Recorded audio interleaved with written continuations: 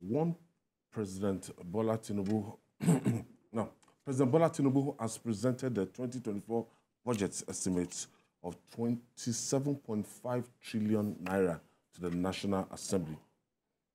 The budget, which is called Budget of Renewed Hope, the President said will ensure microeconomic stability, poverty reduction, greater access to social security, among others.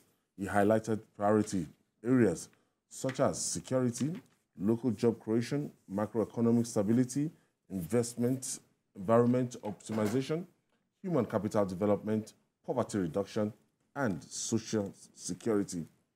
Today, this is the first budget that President Bola Tinubu will be presenting for the year. Yeah, and the budget is very ambitious in some ways. I just hope that the usual problem of implementation and funding will not get in the way.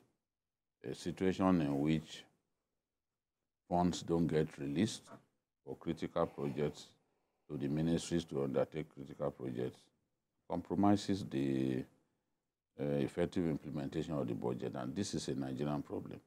I just hope that things will change. And the president and his handlers have moderated the inflation rate at 21.4%. Again, this is the rate at given the way things are going. I expect this to be overshot in the coming months. So 21.4%. Then the oil benchmark, the production, yes, they expect that they will be able to do 1.78 BPD. Yeah. We are doing well now. I think they've been able to block some loopholes. There is increased production. We have returned to the summit of African oil production. We are now back to #1. We've overtaken Angola again, Angola and Libya. The point Libya was even ahead of us, despite being a war-torn country. We are back as #1.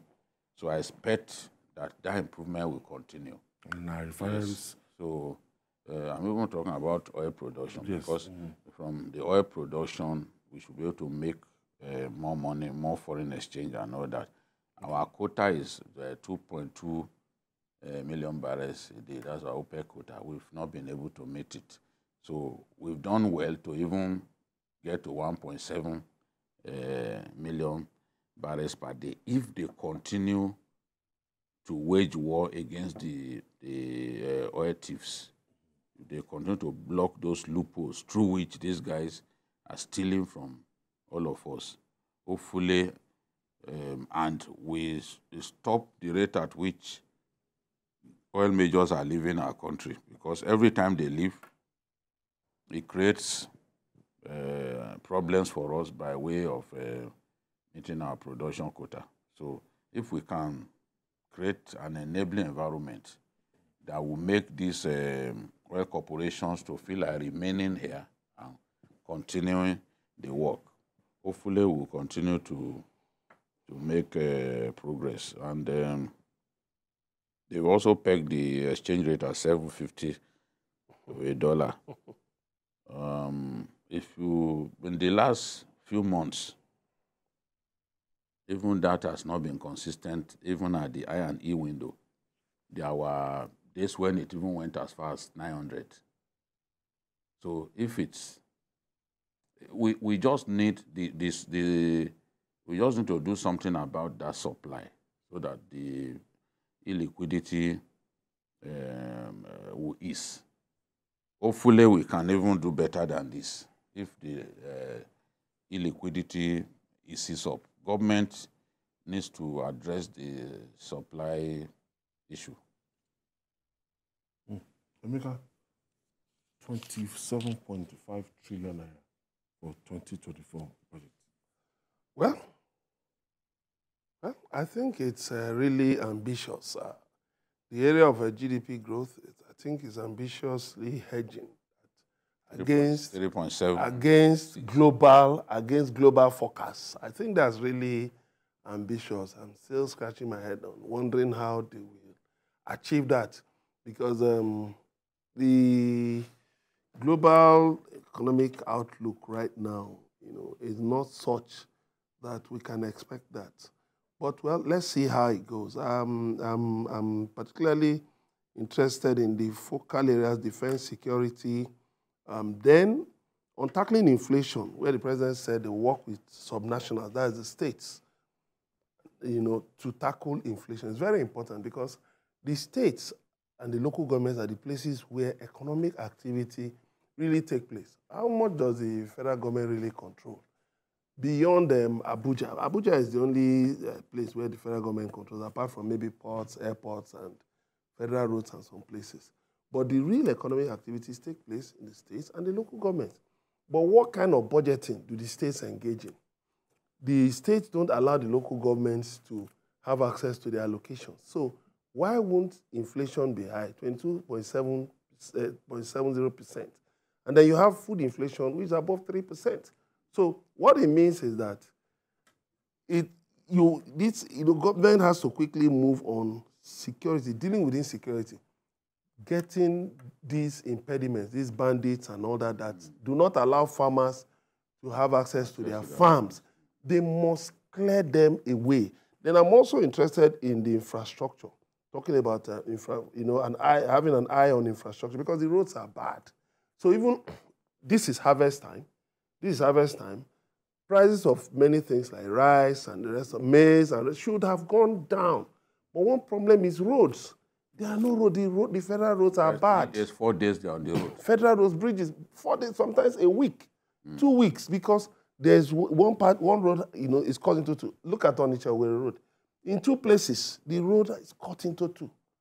The road cut into 2. But government has been able to restore 1 lane. Then look at the Benin bypass. Horrible. Sometimes travelers spend hours. In fact, they sleep there, Benin bypass. So these are critical areas where government has to address. And then the issue of power. Because you find a lot of people traveling long distances from Ogun State, from even Oyo State to Lagos, because they're regular power supply. But the thing is that if government can kill that monster in the power sector, you see people will migrate to other areas of economic activity and as such contribute to the economy. Then I'm also looking at this issue of oil. When will we go beyond? When will we develop the economy beyond oil? Beyond oil. Because if you look at globally, the nations that are said to be promising nations are actually looking at tourism, ecotourism. Seriously, they are looking beyond oil. They are looking at innovation. They are looking at ICT. They are looking at health, well-being. Technology heavily. Now, I'm interested in what the president said about that. There will be a focus on children. I don't know. Maybe the Minister of Finance will give more details about that, because I thought we should look very closely at the youth population. Then our soft power in entertainment, in ICT. Those are key areas where we can make so much money. And then we have to build SMEs. We must grow SMEs. There must be more of them. Because you know what? When you keep looking for foreign investors, it's good. But the interesting thing, they always want to repatriate their money. But SMEs keep the money here, keep their money, keep their profits here. So we must attain a balance in all this ambitious. We need them to bring the money here. Yeah, when they bring the money. If MTN had not come here, for example, look at the gap that MTN has. The employment, even training of our I agree, people, but also locally, we can build capacity too, going into the future. Yes, it's good to look for foreign investors. Very good. Like what is going on now in terms of recapitalization of banks. Because of that announcement, the CBN's announcement, you see there's interest. Understand there's interest in the stocks of certain banks, which is very good. I hope they can carry that out, and I hope they can carry that out successfully. But, well, then the issue of jobs too. Jobs, you need SMEs. You need SMEs to create jobs. Lead SMEs. And there were some promises that the government made some months back. Yeah, that they will create 1 million jobs in the ICT sector. That they are going to provide capital for a lot of these nano businesses, micro and nano businesses and the rest. We need to see a lot of movement along that line because those are the things that will really rejuvenate the economy. Just as you said, the economy, the bulk of the work is actually in those rural areas. Yeah. When you talk about the GDP of our country, agriculture contributes the greatest. But And services overtook agriculture. Huh? In the last MBS outlook, services overtook agriculture. You know, so that tells you that there is a kind of a paradigm shift in the economy. Could it also be because of some of the problems? So the problem, yes, in the agricultural sector. And oil is even way down the ladder. All right, joining us from our Abuja studios to throw more lights on the budget is an economist and CEO, Diary Hills Limited, Kelvin Emmanuel. Thank you for joining us. Hi, good evening. Thank you so much for having me. How would you describe the proposed 2024 27.5 trillion naira budget?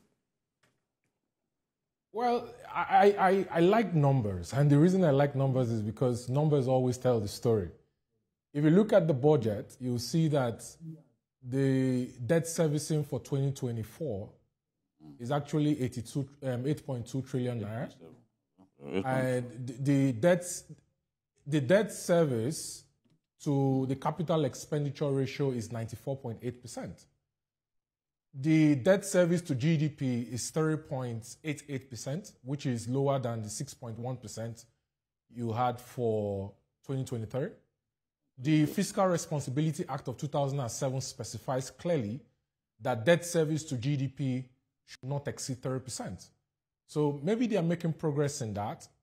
But if you look at the debt service to the budget, you see that it's about, to revenue, sorry, it's 45%.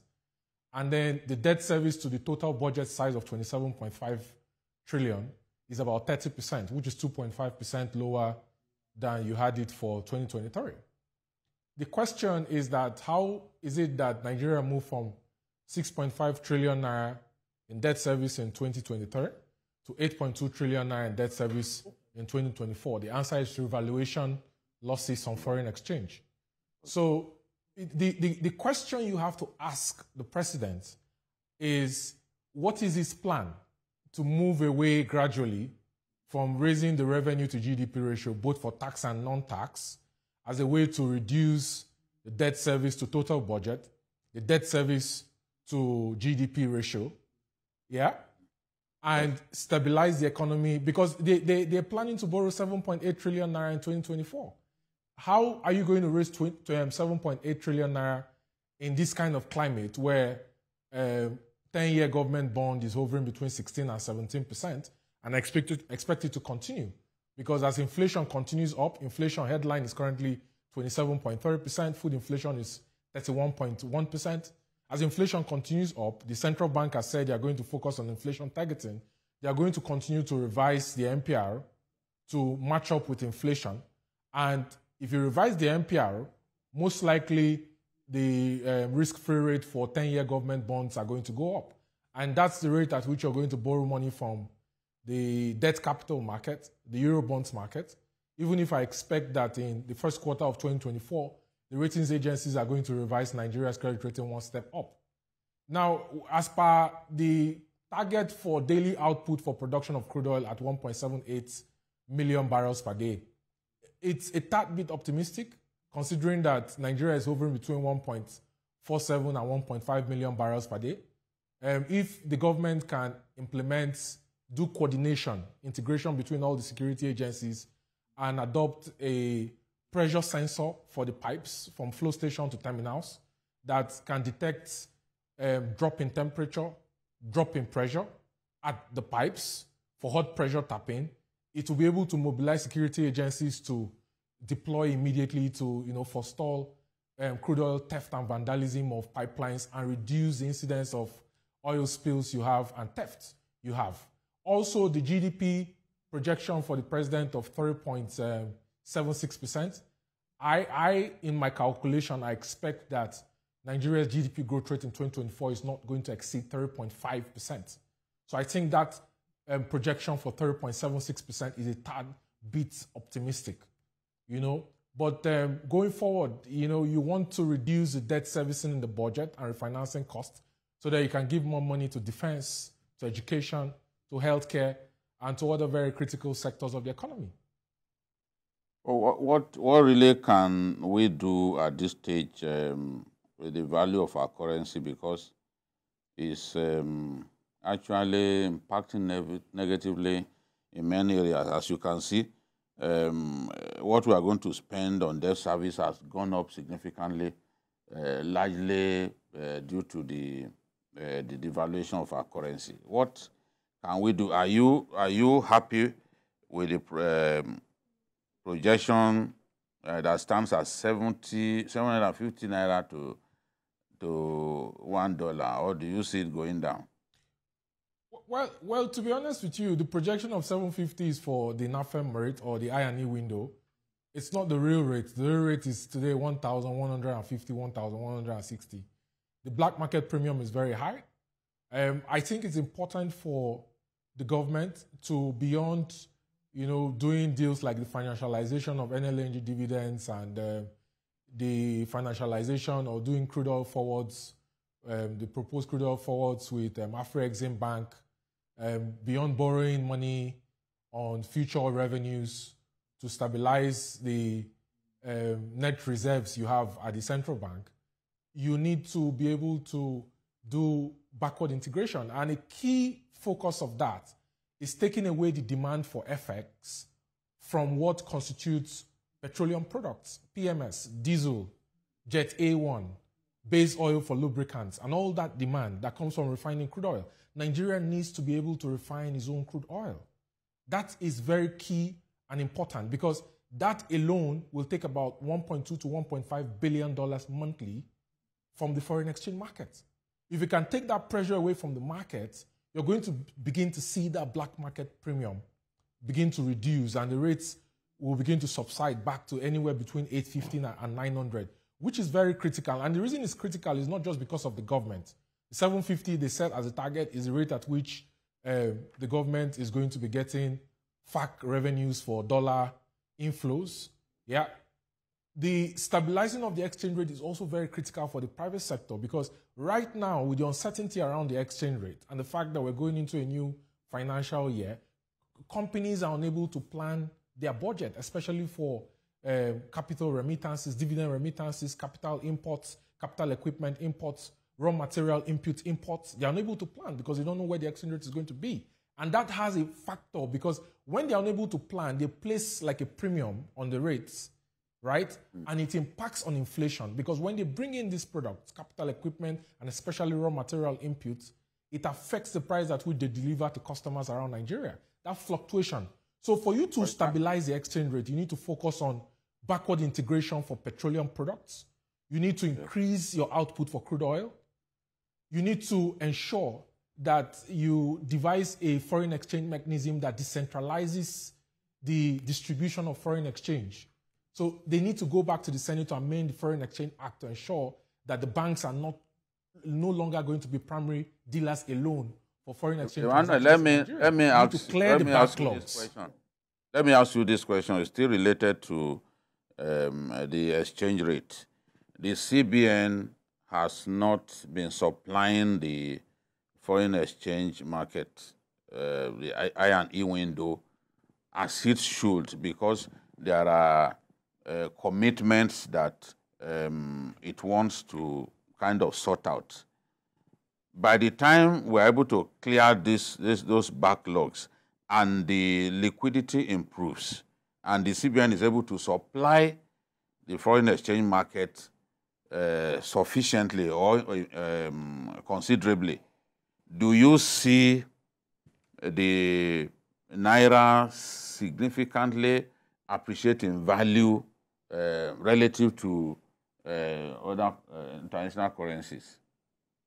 Well, the CBN has actually started clearing that $6.8 billion of FX forwards for everything from capital dividend remittances from A and commercial letters of credit. But it still has balances outstanding it hasn't cleared. right? Now, the issue about the commitments on crude oil forwards that NNPC has with international oil traders and how that has affected how much in terms of government-owned enterprise revenues that NNPC remits as dividends to shareholders, for which Ministry of Finance Incorporated warehouses the shares of the federal government of Nigeria, is another question we have to ask. So in my opinion, I've always said this, like the president needs to order for a forensic audit of NNPC as per all his outstanding commitments and why it remits the kind of dividend it remits currently, how it managed direct sale, direct purchase in the previous administration before the current president took over office.